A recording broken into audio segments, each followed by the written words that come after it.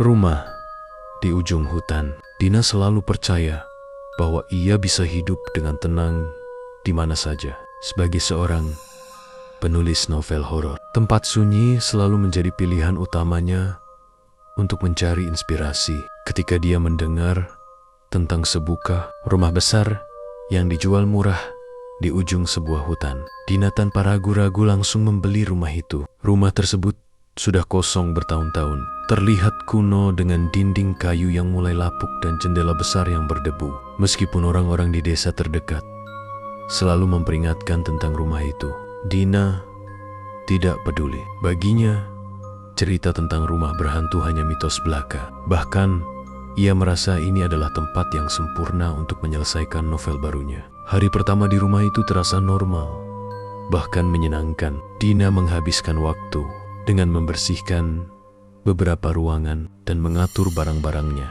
Pada malam harinya, dia duduk di ruang tamu dengan secangkir teh dan mulai menulis. Saat malam semakin larut, angin berhembus kencang dari jendela yang belum diperbaiki. Suara ranting yang terbentur-bentur di dinding rumah terasa, seakan-akan ada seseorang yang mengetuk. Namun, Dina hanya tersenyum kecil dan terus menulis, berpikir bahwa suasana seperti ini benar-benar cocok untuk cerita yang sedang ia garap. Namun, ketika jam menunjukkan pukul 2 dini hari, suasana mulai berubah.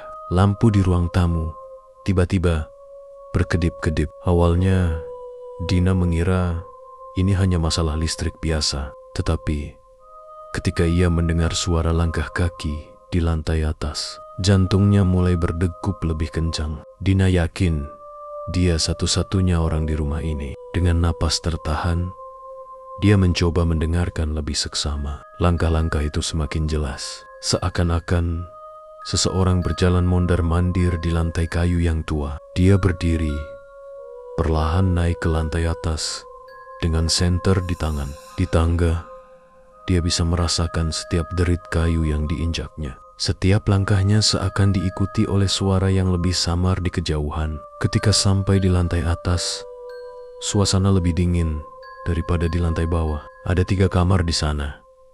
Salah satunya, pintunya sedikit terbuka. Dina mendorong pintu dengan hati-hati. Senter di tangannya menerangi ruangan. Itu adalah kamar kosong. Hanya ada jendela besar yang menghadap ke hutan di belakang rumah. Tidak ada apa-apa. Tapi Dina merasakan sesuatu yang aneh.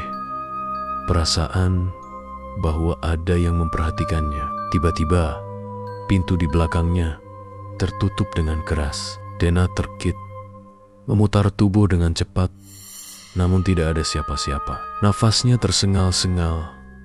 Ia berusaha menenangkan diri. Ketika ia hendak membuka pintu, dia melihat bayangan samar di cermin yang tergantung di dinding kamar. Bayangan seorang wanita bergaun putih dengan rambut panjang yang menjuntai menutupi wajahnya, berdiri tepat di belakangnya. Dina berbalik, tapi ruangan itu kosong. Bayangan itu hanya ada di cermin.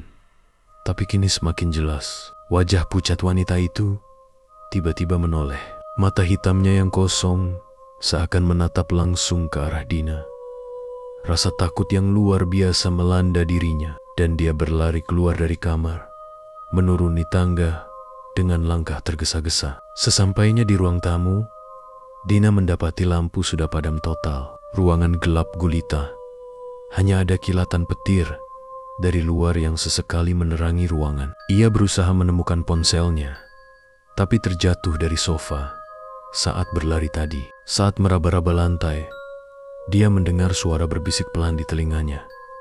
"Kau tidak sendiri di sini." Dina menjerit ketakutan, tetapi suaranya tenggelam oleh suara hujan deras di luar. Kemudian, dari sudut matanya, dia melihat bayangan itu lagi, berdiri di ujung lorong, menuju dapur. Kali ini, wanita itu lebih dekat, wajahnya semakin jelas. Mulutnya bergerak-gerak, seakan berbisik. Tetapi tidak ada suara yang keluar. Dina mengambil keputusan cepat. Dia berlari keluar dari rumah, tidak peduli dengan hujan yang semakin deras. Dalam kondisi panik, dia menuju ke rumah tetangga terdekat yang berjarak hampir 1 kilometer dari rumahnya. Sesampainya di sana, dia mengetuk pintu dengan keras hingga seorang lelaki tua membukanya. Lelaki itu melihat wajah Dina yang ketakutan dan langsung memintanya masuk. Setelah beberapa saat menenangkan diri, Dina menceritakan semua yang dia alami. Lelaki tua itu hanya menggelengkan kepala. "Aku sudah bilang rumah itu berhantu.